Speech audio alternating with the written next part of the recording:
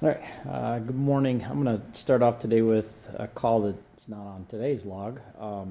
This was a robbery call that we had on Monday evening. This was around 8:15 p.m. It was in the 700 block of South Tanglewood Avenue. We had a 21-year-old woman that was sitting in her car. She was actually waiting for a friend. While she was seated there was a guy that came up, pointed a gun at her, basically ended up getting her keys, her cell phone, which he broke, and then her wallet that had personal documents in it, as well as some cash. He then took off running after that. So he was threatened with the gun, or she was threatened with the gun, but he did not try to take the car or anything like that. So no injuries as far as that goes. We had that report that night, didn't really have much information at all, just kind of vague description.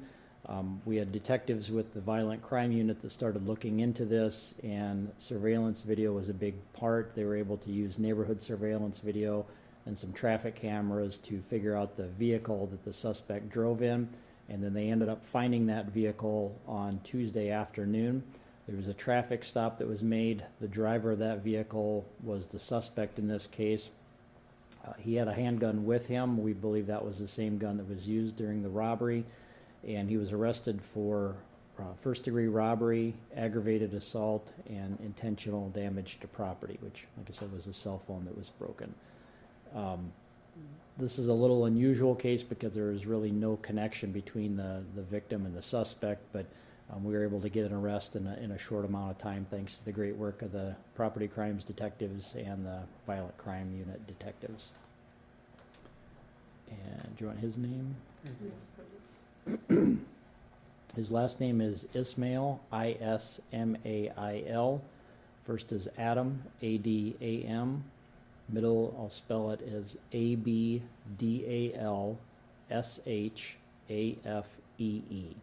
And he's 21 from Sioux Falls. So do we know where he came from? I mean, No, there's, based off of the investigation and being able to use the surveillance video in the neighborhood, he obviously drove there. How she was targeted, that we just really don't have any information on that. Did you guys locate the personal documents that were taken from her wallet? Yeah, there was quite a few things that were found inside the car.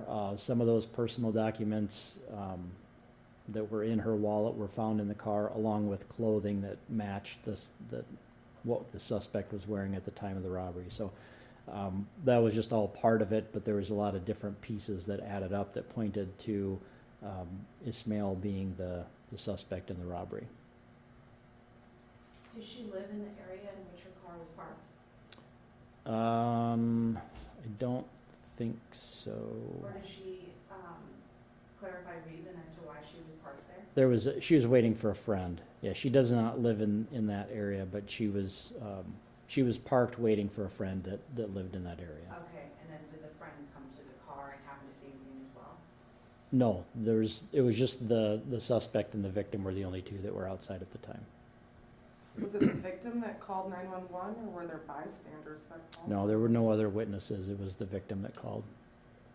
And she called immediately? Yes. What time of day was this again? When it happened was Yeah. Monday evening, about 9:15 p.m. And arrest was Tuesday afternoon? Correct. Does he live in the area? do No, you know he does that? not live in the area. At which location or intersection was he arrested at?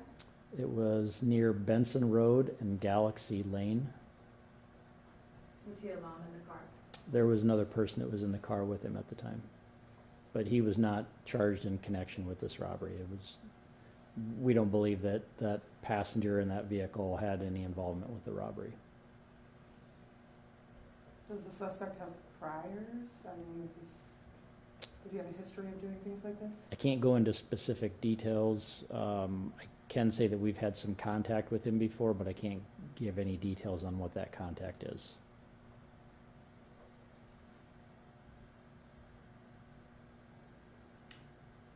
Anything else on that? Okay.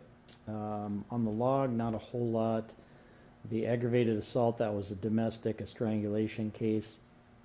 The burglaries were houses, businesses, storage units, no arrests on any of those. The disorderlies, most of those involved juveniles. We had a few other reports, but nothing significant. The embezzlement were the reports, nothing big from the larcenies. The sex offense is a report. There's a suspicious vehicle on the log. I don't have any reports on that yet. And vandalisms, the only thing I guess of note is there was a concentration of some gang graffiti that was kind of in the area of 8th Street in Indiana. There were, I think, five different buildings that had spray paint on it, but no suspects in that and no arrests. That's it, unless you have any questions. Can I ask one more clarifying Sure. question? Can you say one more time what the suspect stole in the robbery? The suspect, well, so there was a few things. He took the car keys, threw those car keys, and he took her cell phone, but then he broke the cell phone. The only thing that he took from the victim specific or kept was her wallet. And obviously that had personal documents and money inside of it.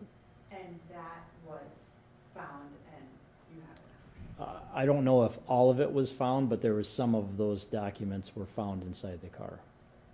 So there was some sort of dispute between the two of them? No, there was no dispute. No. He walked up with a gun and started telling her what he wanted. And She fully complied with him, but he didn't take the car keys and he broke the cell phone.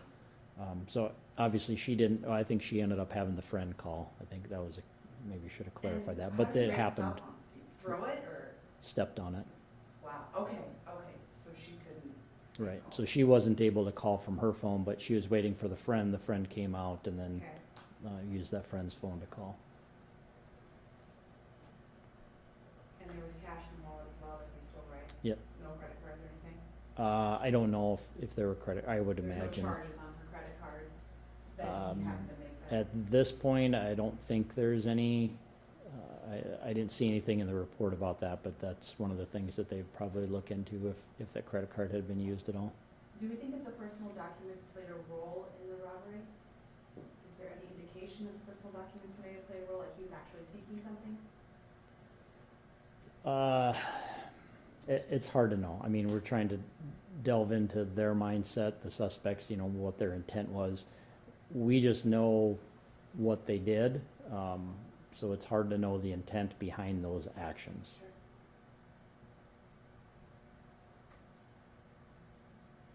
Anything else? Okay, thanks.